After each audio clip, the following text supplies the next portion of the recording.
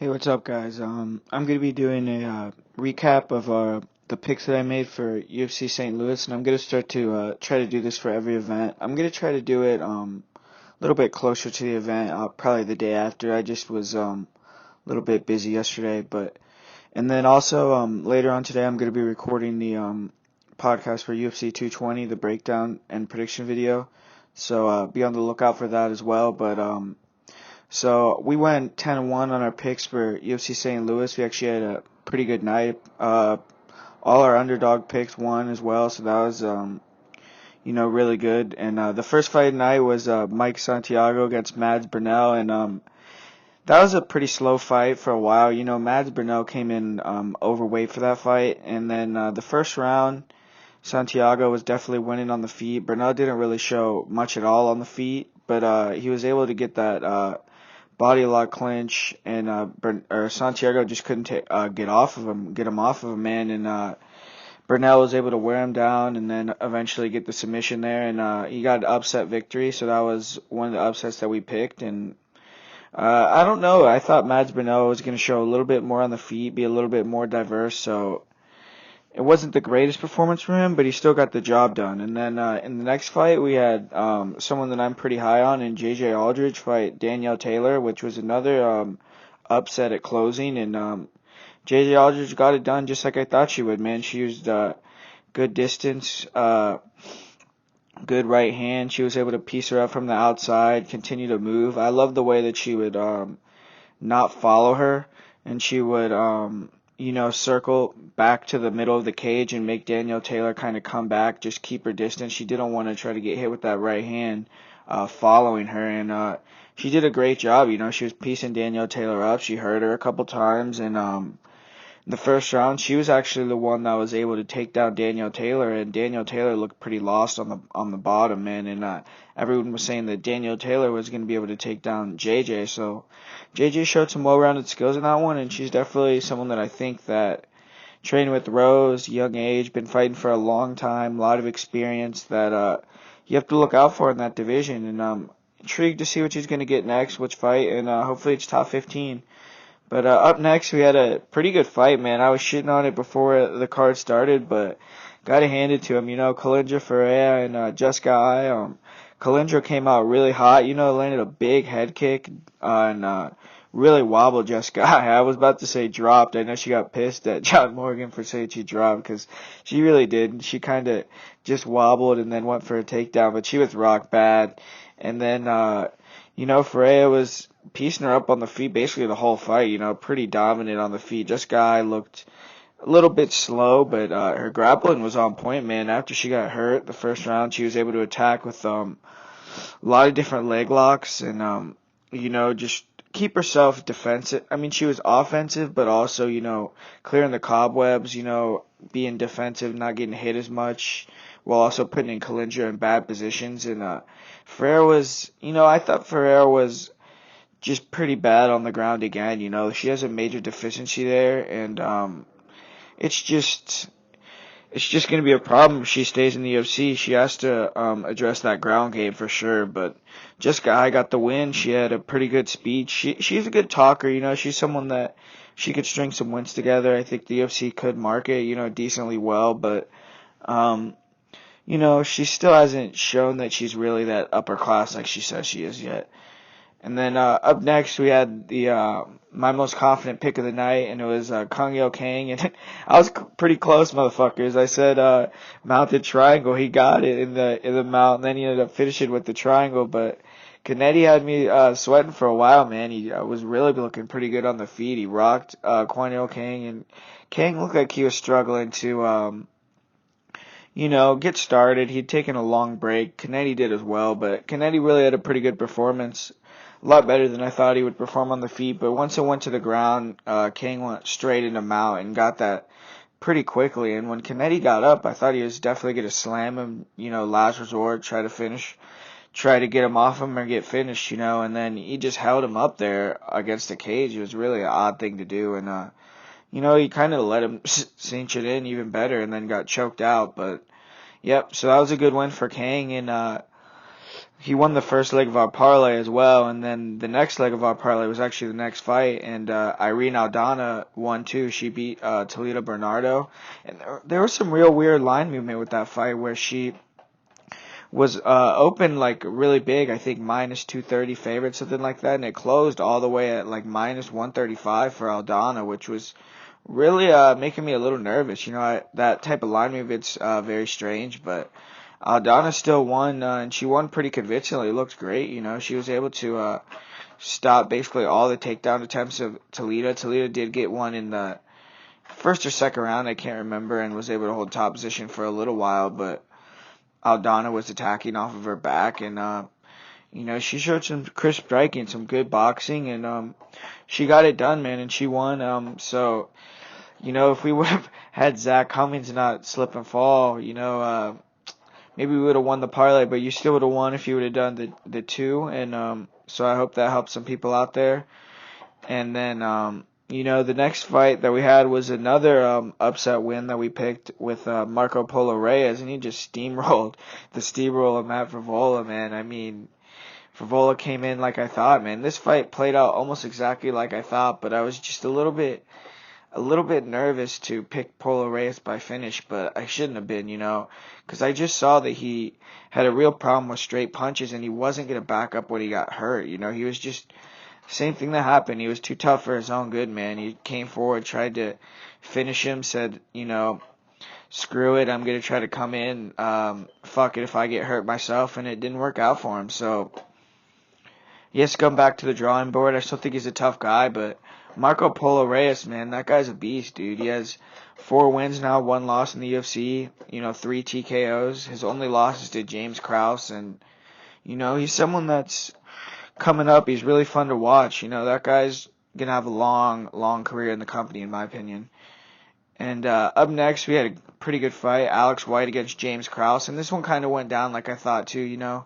Alex White had a much bigger advantage in the striking than I thought. Krause's striking looked pretty shitty. It wasn't, he wasn't as loose as he was, in other fights. In other fights, he would be popping that jab. He would be staying on the outside, being long with good kicks and stuff like this. In this fight, it seemed like he got spooked early by Alex White's power and just turned into a wrestling machine, and he was going for takedowns, a lot of panic takedowns, but he was getting them. Alex White really needs to work on his takedown defense and off his back, just work on getting up, things like that, because on the feet, that guy has pretty good boxing, man, great power, and when he comes in with his blitzes, he's really dangerous. He's a guy that you can't sleep on, and so if he can work on his ground game, get some anti-wrestling, just stay up on the feet, he can beat a lot of guys, I'm sure of it.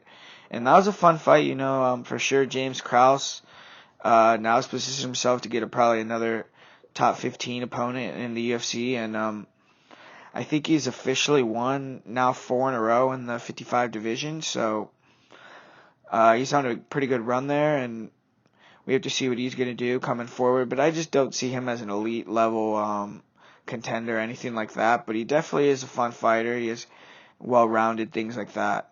And that wasn't his best performance, in my opinion, but up next we had a sick fight, another fight. This is the only fight that we had wrong of the whole card there, but Darren Elkins versus Michael Johnson, man. And I got to start respecting Darren Elkins, man. That guy is, I saw a stat on Twitter that now he has 9 wins as the underdog, the most in UFC history, which is incredible, but he did his same thing, man. He was the first round. He was a punching bag. Michael Johnson was landing some huge shots, man. He landed some shots that put out lightweights, and Darren Elkins was just eating him. He was getting stunned. He was getting wobbled, but never got dropped. Never was in huge trouble. And then you could just see at the end of that first round, Michael Johnson started winging a lot of his punches, and you could just see in his face that he was starting to get a little bit fatigued and a little bit, just scared of the pressure of Elkins. I don't want to say scared, just, he was getting drowned in there. And then that second round, when Elkins got him down, it was over, man. You could just tell right away that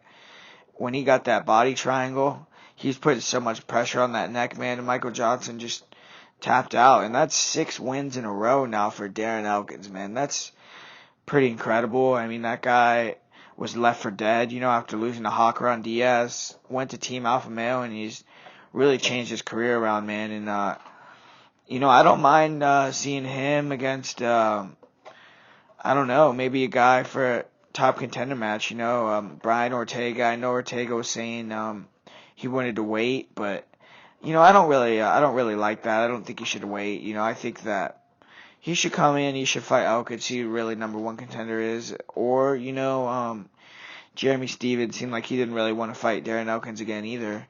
But, shit, man, neither would I. But, yeah, so Darren Elkins is a problem, man. That guy's definitely, I just hope that he gets some respect, gets a top-level matchup, and then, who knows, man. But we'll see what happens with Darren Elkins. And then with Michael Johnson, now that's his third consecutive loss and his fifth out of six, and now he's at 145. Is he going to stay at 145? Is he going to, what is he going to do here? He really needs to win his next fight. If he doesn't win his next fight, who knows what'll happen. Maybe he'll leave the company, maybe he'll retire, I don't know, but, for someone that's such a beast, man, it just sucks that it's just something, it's a mental block, something happens with him, his cardio, who knows, man, but, I don't know, I really hope Michael Johnson doesn't just fade into the sunset, man. He's only 31 years old, and,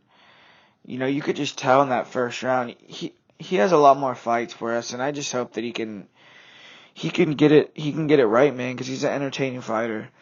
And then up next we had a Kamaru Usman against Emil Mack, and I kind of overrated Usman in my opinion, if you ask me, because 30% Usman was not very impressive. I mean, he had some great grappling, was straight dominating.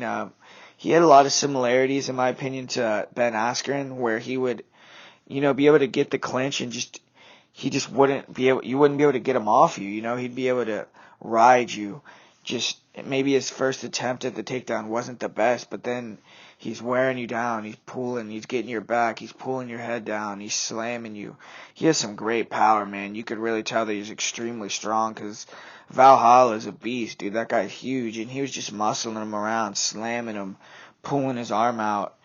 And, he showed some dominance and positioning and control on the ground, but couldn't do anything in terms of damage. He couldn't really control Emil Mack enough to get off much ground and pound, unless Emil Mack was attacking with elbows himself. That's where he got his big elbows, and Mack came in with his usual game plan, his swarming attack, try to get the knockout, and, he didn't really show much, he didn't really get to show much. He got dominated, but Usman's striking just looked very stiff in my opinion, and then his 30% comment was just, I don't know, it was pretty funny to me. I don't really get what he meant by that.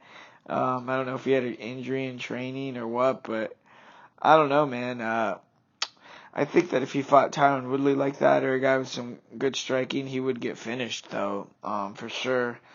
So, he's just not as, not as polished as I thought he was, but he's still someone that I want to see fight, a top-level guy, maybe someone in the top 10, top 5. And we'll see what happens. Dana wasn't too impressed with this fight. He was talking shit a little bit about it. And, also, this wasn't really part of the card, but I just thought it was a little bit distasteful, where Dana was talking a lot of shit about Uriah Hall, who, as you guys know, or you don't know maybe, but he suffered a seizure during the weight cut, and he, was on death's door, man, and Dana White came out and was saying that he's the most undisciplined guy at the UFC PI, and went out to LA, was partying, things like that, and that may be true, and if that's true, that's definitely a red flag, and something that I don't like to see personally, and I don't think anyone would for a professional athlete at that level. That's just completely unacceptable. But to do that and say that at that point in time, when the guy's still in the hospital, you don't know exactly how he's doing, I just think it's a little bit distasteful, and didn't really like that. But back to the card here, and we're gonna move on to the co-main event, which was supposed to be this Uriah Hall fight versus Vitor Belfort, but it ended up being Jessica Rose Clark against Paige Van Zandt, and Jessica Rose Clark did what she needed to do. She used grappling, took her down, controlled Paige. Paige really didn't show much of anything off of her back, couldn't get up, couldn't attack with any submissions, and Jessica was able to, grind her out. That first round, you could argue, was a 10-8, really dominant round. She was landing some big shots, and then in the second round, she had a triangle for a pretty long period of time, almost finished it. But Paige did break her arm in the first round, throwing a spinning back fist. And so she was pretty valiant and continuing to move forward, but she just doesn't have any improvements in her game, man. She throws that same, dancing with the stars, jumping roundhouse kick, which she threw like 15 times, and maybe more than that, man. But just not very effective. Not gonna land on many people with it. Like I said, she landed it on Beck Rawlings, and I thought it was very fluky.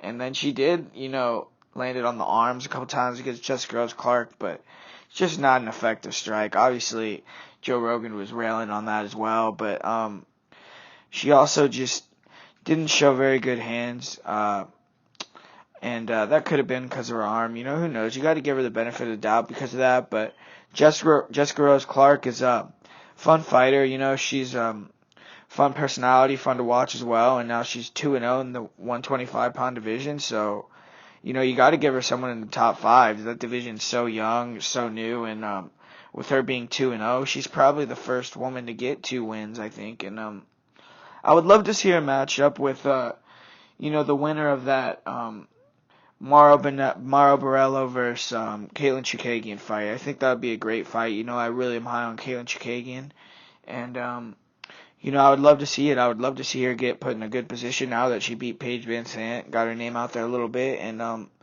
good for her. And Paige should come back, and I don't know if she's gonna stay at 125, what she's gonna do, but hopefully she comes back and could get some wins. Who knows, man? But up next was the main event, and this was definitely, in my opinion, the best fight of the night, and fucking great fight, man. Jeremy Stephens early. Was getting lit up. Choi came out, was looking great, real pinpoint like he usually does, landing that straight punches, landing that leg kicks. He was landing a lot of leg kicks, giving Jeremy Stephens a piece of his own medicine, and some leg kicks were really piecing up that front leg of Jeremy Stephens, and I think Stephens is just a bad motherfucker, man. You're not going to hurt him bad enough with those leg kicks unless you really batter that leg bad that he's going to care. He's just going to keep moving forward. And he was wild in that first round, throwing some looping punches, really throwing himself out of position at times. And Choi was able to, he was able to counter, and he landed some right-hand counters, landed some big shots, actually. And, Stephens was able to drive forward, though. He got really aggressive. He was able to get him against the fence, land some elbows, and Choi landed a really nice, clean uppercut, though, with like 30 seconds left. And then, Choi landed some straight punches to end the round, and he really had the momentum at the end of that first round. But then in that second round, you could start to see Choi started to he just started to fatigue, because you just started to see that Jeremy Stephens just stopped respecting the power around the first 30 seconds to a minute of that second round, and he started just coming forward, man, with fucking crazy punches, man, and just looked like a beast. He just woke up and landed a huge right hand, but Choi stayed right in the pocket, man. That's one thing that you got to say about Choi, dude. That guy's a G, man, because Jeremy Stephens isn't a G, he's like a fucking triple OG, and no one likes to stay in the pocket with Jeremy Stephens. No one has, all these guys have game plans where they are point fighting, running away. Moicano, guys like Max Holloway, and Choi, he's a badass, man. He stayed right in the pocket and threw with the guy, even after he was getting countered, and he was still able to land some big shots, but Steven you could see that he just started not feeling the shots very much.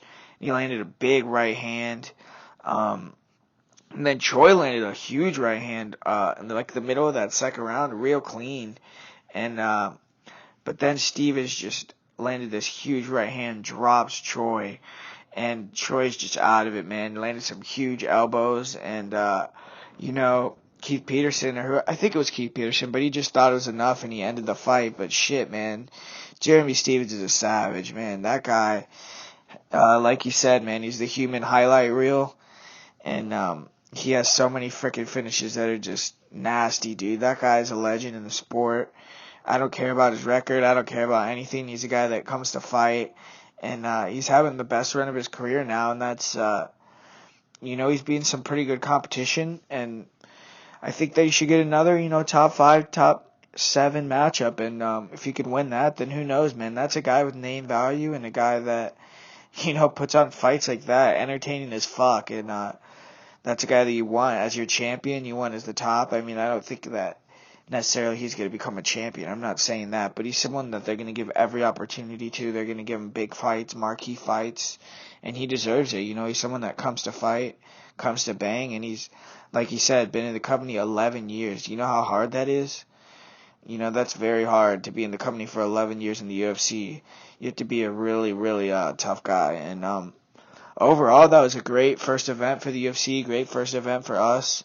And like I said, I'm going to be releasing my UFC 220 podcast later today, or prediction video. And hopefully you guys watch that one. We did pretty good. Like I said, 10-1 on this one, so we're going to look to continue, the good vibes. And so subscribe for more. I hope you like this video. Tell me what you think of these recap videos. If you like them, I'm going to continue to do them. And I know this is the first one, so we're going to try to improve, get better at these videos as well, just like we have with the prediction videos. But so subscribe for more. Tell me if you like these videos as well. And have a good one, guys.